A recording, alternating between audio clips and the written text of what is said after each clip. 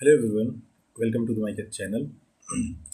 अभी मैं जो ऑनगोइंग एक करंट इशू है हैदराबाद सेंट्रल यूनिवर्सिटी के जंगलों को काटने को लेकर, उस पर मैं कुछ बात करने जा रहा हूँ। तो एक्चुअली ऐसा है कि अ, हैदराबाद सेंट्रल यूनिवर्सिटी जो है वो तेलंगाना स्टेट में पड़ती है। और तेलंगाना स्टेट में अभी रेवंत रेड्डी कांग्रेस की सरकार है। रेवंत रेड्डी जी जो कांग्रेस के हैं उनकी सरकार है। तो बेसिकली ये जो ज़मीन है वो 400 एकड़ की है। और वहाँ पे जो है सो उस ज़मीन का अधिग्रहण 2012 में हुआ था।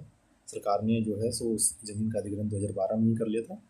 और तब फिर उसके बाद 2024 में नीलामी की गई ज़मीन की। और फिर जिनको नीलामी में मिला था वो ज़मीन, उसके बाद फिर 2025 में वहाँ पे जो पेड़ों की साफ़ सफाई और कटाई चालू होगी। तो बेसिकली सरकार ये करना चाह रही थी कि वहाँ पे आईटी कॉरिडोर बनाना चाह रही है। और हैदराबाद को जानते ही हैं आप लोग कि वो आईटी कॉरिडोर, आईटी इंडस्ट्री के नाम से फेमस है।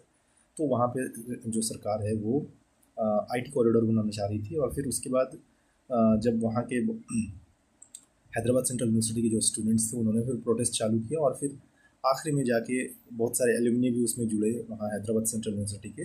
और फिर अभी सरकार ने रोका हुआ है काम को। तो सरकार तब मजबूर हुई उस चीज़ को स्टे वो करने के लिए, जब सुप्रीम कोर्ट ने स्वतः संज्ञान लिया। और 3 अप्रैल 2025 को फाइनली सुप्रीम कोर्ट का ऑर्डर आया कि आप इस काम को भी रोक दीजिए।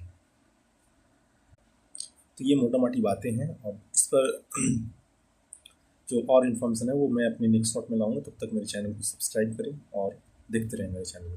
Thank you.